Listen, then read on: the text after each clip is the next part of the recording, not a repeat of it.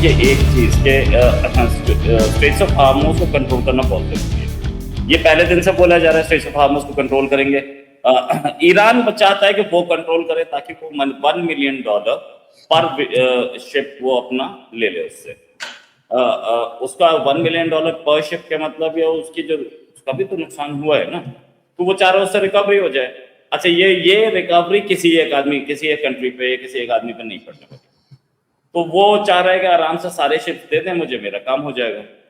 और यहाँ पे ये टोल ही नहीं, एक बार ये टोल लेना शुरू किया, ईरान का हक बन जाएगा स्ट्रेट्स ऑफ हार्मस पे। तो वो नहीं चाहता, अमेरिका या पूरी वर्ल्ड नहीं चाहती कि भाई टोल लोगे तो प्रॉब्लम है। आपका आपका परमानेंट राइट बन जाएगा। वैसे भी देखिए 12 नॉटिकल माइल्स तक होती है या किसी भी कंट्री की टेरिटोरियल लिमिट्स, मतलब 12 नॉटिकल माइल्स तक जो एरिया है 1.8 किलोमीटर के आसपास बनता है, तो 20 किलोमीटर बन गए, आमूमन 20 किलोमीटर बन गए। 20 किलोमीटर तक तो हमारा ही एरिया होता है। उसके बाद आगे फिर हमारा इकोनॉमिक जोन होता है, जो हमारा एरिया भले ही नहीं है, लेकिन वो इस इकोनॉमिक जोन में जो इकोनॉमिक एक्टिविटी है वो हमारी है। तो वो भी कहानी है। अब अगर 20 किलोमीटर 32 किलोमीटर का तो टोटल वो है ही स्ट्रेट्स ऑफ हार्मस। एक साइड ओमान है, एक साइड ईरान है। तो अगर दोनों के 20-20 माने तो ये पूरा का दोनों एरिया दोनों का बन जाता है। ये राइट है। I am not giving explanation. मैं ये भी नहीं बोल रहा कि ये उनका हक है, मैं कुछ नहीं कह रहा। मैं सिर्फ बता रहा हूँ कि ये इंटरनेशनल लॉ कहता है। दोनों ज्वाइंट पेट्रोलिंग करेंगे तो ये जो स्ट्रेट्स ऑफ हार्मस है ये इंटरनेशनल वाटर्स नहीं रह जाएगा, ये दोनों की टेरिटरी से निकलेगा। और दोनों ज्वाइंट पेट्रोलिंग करेंगे तो दोनों के दोनों उसका वो लेना शुरू कर देंगे, पैसा लेना शुरू कर देंगे। तो ट्रम्प बोल रहा है कि लेना शुरू कर देंगे। 2 लोगों को कैसे पैसा दिया जा सकता है? दोनों मिलके ज्वाइंट पेट्रोलिंग करेंगे तो जितना पैसा आया दोनों डिवाइड 50-50 कर लेंगे। हाँ 50-50 कर लेंगे। तो ये उनकी तरफ से एक बार बोला गया है कि ऐसा हम प्रपोजल है कि हम दोनों मिलकर ज्वाइंट पेट्रोलिंग कर लेते हैं। लेकिन अमेरिका बोला कि अगर ईरान के साथ मिलकर कतर ने किया तो हम कतर पे हमला कर देंगे। कतर पे हमला होगा तो कतर का नुकसान होगा बहुत बुरा, कतर की इकोनॉमी खराब हो जाएगी। वो कोई नहीं चाह रहा। तो इसलिए ये कंट्रोवर्सी है। सच्चाई ये है कि मैटर इज सीरियस, कि अगर ये कतर और ईरान ने स्टार्ट की तो सब समझ ली कि तेल और महंगा होगा। इसमें कोई शक नहीं, तेल महंगा होगा तो और डेंजरस होगा। वैसे भी रात में हमला हुआ है, अमेरिका ने ईरान की ओर हमला किया और ईरान ने आगे वापस अमेरिका की ओर हमला किया, तो अमेरिका बेस की ओर हमला किया। हालांकि वो मिसाइल पेट्रियट ने इंटरसेप्ट कर ली थी, लेकिन फिर भी ये एक मिसाइल मारने से ईरान ने बता दिया कि we are ready for war. अगर आप हमारी बात नहीं मानते तो वी कैन हैव इट। बाकी अब बड़ी बड़ी जो डील्स हो रही थी, ये बातचीत चल रही थी, वो सारी अमेरिका तो नहीं चाह रहा था। अमेरिका की तरफ से तो दिख रहा है कि डील होती नहीं दिख रही। ईरान ने भी एक बार क्लैरिफाई कर दिया कि हमारी तरफ से डील नहीं। तो अब देखते हैं पीस टॉक कैसे चलेंगी और देखते हैं क्या होता है आगे। ये जो ओमान का रिलेशनशिप यूएस के साथ फ्रेंडली है, उससे यूएस को तो कोई चिंता नहीं होना चाहिए। लेकिन over the period of time ये जो लोग कह रहे थे कि भैया हम आपके लोग जो कह रहे थे हम इसको मीडिएट करा लेंगे, हम इसको सॉल्व करा लेंगे, सॉल्व तो हो नहीं रहा है। मीडिएशन आपकी कहाँ गई? कुछ भी नहीं हो रहा है। So the bottom line I am simply trying to say कि ओमान ने कहा कि भाई हम ईरान के साथ मिलकर के इसको मैनेज करना चाहते हैं, उन्होंने मना कर दिया। क्योंकि आप अगर देखिए, टेक्निकली देखिए तो ओमान उस इलाके में काफी चीजें मैनेज करता रहा।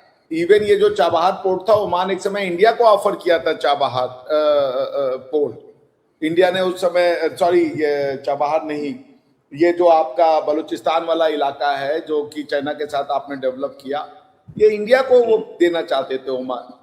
वो इंडिया ने मना कर दिया था। तो वो सिंपल सा क्वेश्चन है कि वो स्ट्रेट ऑफ हॉर्मुज को रेगुलेट करना चाहते हैं या गवर्न करना चाहते हैं या कंट्रोल करना चाहते हैं। उसमें ट्रंप की बात सही है टेक्निकली, यहाँ ट्रंप लीगली वैलिड पोजीशन पे है कि ये स्ट्रेट ऑफ हॉर्मुज जो है as per United Nation convention on the law of sea, ये एक फ्री वाटर रहेगा, ये किसी का नहीं हो सकता। आप उस पर अपनी टिकटिंग लगाना शुरू कर दें, टोल लेना शुरू कर दें, या जो भी वर्ड है टैक्स लेना शुरू कर दे, कस्टम्स ड्यूटी लेना शुरू कर दे, या आप कोई भी वहां से शिप पास हो रहा है तो आपको पैसा दे, फिर दुनिया के सारे स्टेट ये करना शुरू कर दे, तो आपको पता है हालत क्या होगी? दुनिया में एक दो स्टेट है क्या? ये पूरा का पूरा पनामा कनाल जो इन्होंने फ्री करा रखा है, वहां के जो वो है स्टेट्स, वो कहने लगे हमें पैसा चाहिए। Therefore ये ट्रम्प साहब ने जो कहा है वो सही कहा है, कहने का तरीका क्या है। उन्होंने लीगल बात को कहने के लिए इलीगल तरीका चुन लिया, ये बड़ा मजेदार है। क्योंकि वो कह रहे हैं अगर ऐसा किया इन्होंने तो हम अटैक कर देंगे, यही कहा ना, we will bomb them, will blow them up, हर चीज को ब्लो कर देंगे। एक तो वो ब्लो एंड ग्लो में पड़े हुए हैं, ये बहुत बड़ी दिक्कत है। घर हो गया है आरजू जी, हमारी स्माइल इस वजह से गायब। सो आप मेरा पॉइंट सिंपल सी है कि जो वो कह रहे हैं ट्रम्प साहब वो बिल्कुल सही है, वही लीगल पोजीशन है। Because as far as the law of the sea is concern, as far as the international trade law is concern, कोई भी जो इस तरीके के स्टेट हैं वो फ्री होते हैं, वहां से किसी शिप के गुजरने पे आप कोई टोल टैक्स नहीं लगा सकते। तो इसलिए वो बात उन्होंने सही कही है कि it will remain a free water, यही कहा है उन्होंने ना। ट्रम्प साहब का स्टेटमेंट यही है, अगर मैं गलत नहीं हूं मुझे आप लोग नहीं कर दीजिएगा अगर मेरा गलत है। उन्होंने कहा it will remain a free water.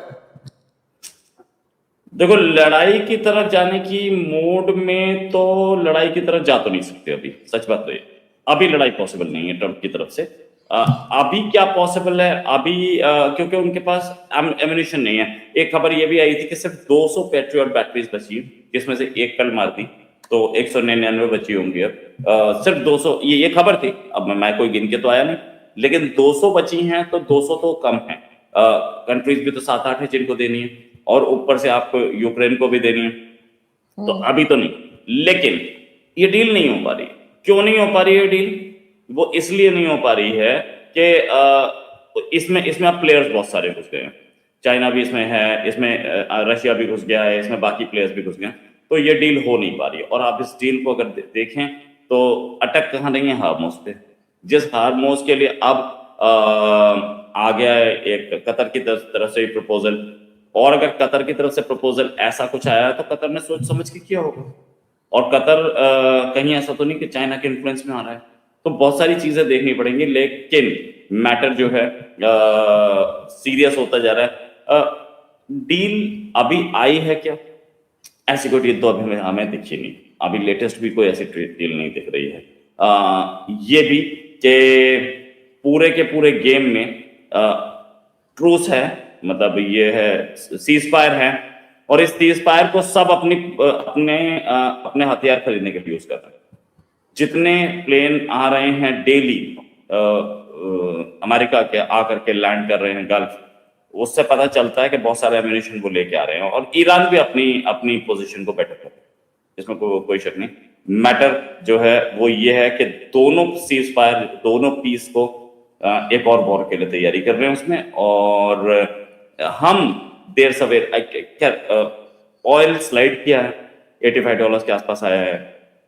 आज सुबह मिसाइल मारे गए दोनों तरफ से, उसके बाद भी ऑयल $85 से ऊपर नहीं गया है, मिसाइल मारने के बाद भी। तो इसका मतलब यह है कि मार्केट इज कन्विंस्ड कि अब वॉर नहीं होने वाली है। और अब सच में मुझे भी नहीं लग रहा कि अब वॉर होगी, तो it's going to be a truth there. लेकिन ये 6 महीने बाद नहीं होगी और साल बाद नहीं होगी, इसकी कोई गारंटी नहीं। अगर वॉर नहीं होता, वॉर जैसी स्थिति बनी रहती है, वो वॉर से वर्स्ट है। आप परपेचुअली वॉर है, वॉर आप कहते किसको है? वो ब्लॉकेड है वहां पे भाई, स्टेट ऑफ हॉर्मुज में ब्लॉकेड इज अ वॉर। आप अगर जैसे पहले क्या होता था कि राजा महाराजा आते थे, वो आपके शहर को चारों तरफ से घेर लेते थे, उनका एक ही चीज, उसका पर्पज होता था इकोनॉमिकली उनको एग्जॉस्ट कर दो, अंदर के खाने पीने की जो भी सामग्री है वो खत्म हो जाएगी, उसके बाद लोग भूखे मरने लगेंगे और उसके बाद उनकी बात सही हो जाएगी। अगर आप कह रही है ब्लॉकेड वॉर नहीं है, आप वॉर को समझती क्या है? वॉर को आप ये समझ रही हैं कि वो पुराने जमाने के जैसा कोई एक बड़ा ओपन फील्ड होगा, 2 सेनाएं आएंगी और 3 दिन युद्ध होगा और उसके बाद जो सेना बचेगी उसको वॉर कहेंगे। दैट डेफिनेशन और idea of war has been obliterated. अब ईरान और क्या नाम है अमेरिका के बीच में कभी वॉर रुकी ही नहीं, दोनों ब्लॉकेट करके बैठे हुए हैं, दोनों एक दूसरे को इकोनॉमिक वॉर को क्या वॉर नहीं कहेंगी, सिर्फ आप फायरिंग को वॉर समझ रही हैं। अगर आप फायरिंग को उस तरीके का वॉर आपके दिमाग में है, वर्ल्ड वॉर 1 और वर्ल्ड वॉर 2 का, वो वॉर कभी नहीं होगी, वो लिख के रख लीजिए। 500 साल नहीं होगी, ये मैं आपको लिखित में दे रहा हूं। बट अगर आप लो इंटेंसिटी कॉन्फ्लिक्ट की बात कर रही हैं तो वो हमेशा चलती रहेगी।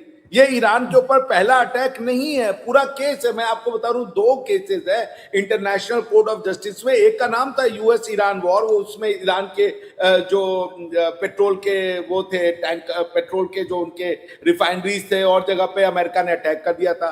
ईरान अमेरिका क्लेम्स ट्रिब्यूनल है, उसको जाके पढ़े, उनके बीच में कब से वॉर चल रही है। पिछले 50 साल से ये लगातार होता है, हर 5 साल पे ये फ्लेयर अप हो जाता है। तो वॉर कभी नहीं होगी, बट लो इंटेंसिटी कॉन्फ्लिक्ट हर 6 महीने 1 साल बाद इरप्ट होगी। उसका रीजन सिंपल है, चाहे आप पाकिस्तान कितना जोर लगा ले, मेरा गांव मेरा देश कर ले, लेकिन एक बात जान लीजिए, ये तभी रुकेगा जब डॉक्ट्रिनली या तो ईरान चेंज हो जाए या तो अमेरिका फिर चेंज हो जाए, क्योंकि अदरवाइज तो कोई रुकने का तरीका नहीं है। तो अगर आपका क्वेश्चन ये था कि क्या वॉर से 5-6 महीना की शांति मिलेगी, ये शांति हमेशा आपको मिलती रहेगी, ये कॉन्फ्लिक्ट फ्लेयर अप होता रहेगा, इसमें कुछ किया नहीं जा सकता। मगर फुल फ्लेजेड वॉर लिखवा के ले लीजिए, कभी नहीं होगी। हाँ, ये बोला जा रहा था कि ट्रंप इलेक्शन से पहले उससे निकलना चाहेंगे क्योंकि उनकी पॉपुलैरिटी रेटिंग्स बहुत गिरी हैं। लेकिन और साथ में ये भी कि इस समय अभी थोड़ी देर पहले तकरीबन 2 मिनट पहले जो ब्रेंट क्रूड का प्राइस था वो $86.19।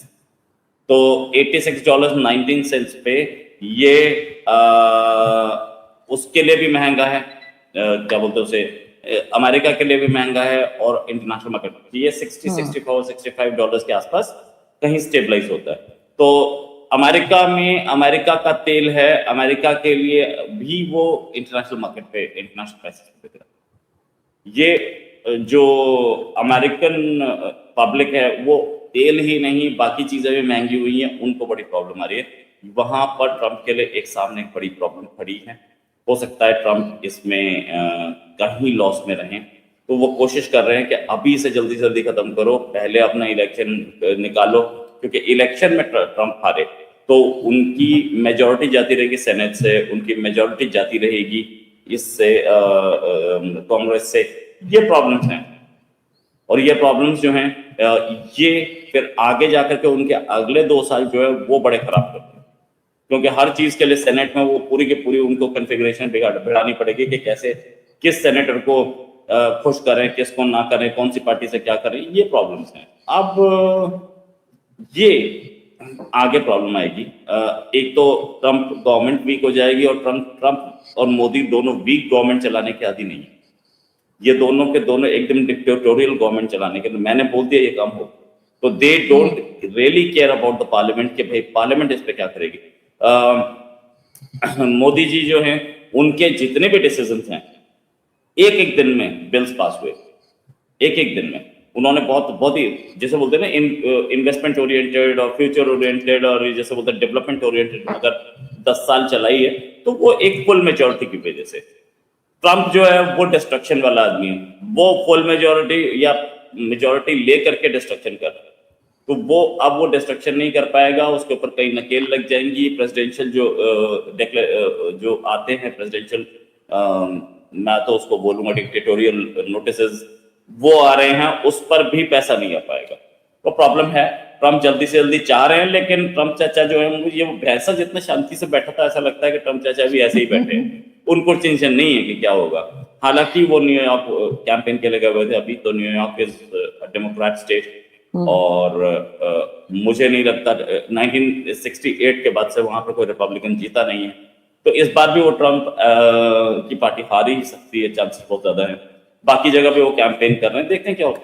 कि देखिए मैं आपसे क्या कह रहा हूँ कि जो ये बात दादा कहते हैं कि ट्रंप वीक हो जाएगा तो सेनेट अगर वो लूज करते हैं, जैसा हम ऐसा अज्यूम कर लें, तो देखिए वो जो भी एक्शन ले रहे हैं वो एग्जीक्यूटिव एक्शन है, उसके लिए उनको लेजिस्लेटिव अप्रूवल की जरूरत नहीं है। हालांकि एक बहुत बड़ा क्वेश्चन है वॉर पावर को लेकर के कि does the US president require the approval of the Congress for the war. ये एक बड़ा उनके बीच में हिस्टोरिकल डिबेट रहा है वॉर पावर को लेकर के। तो वो जो देखिए मैं क्या कह रहा हूँ, इस पूरे के पूरे रीजन में वॉर का जो जो रूट कॉज है वो अगर 80% कहा जाए तो वो डॉक्ट्रिनल है।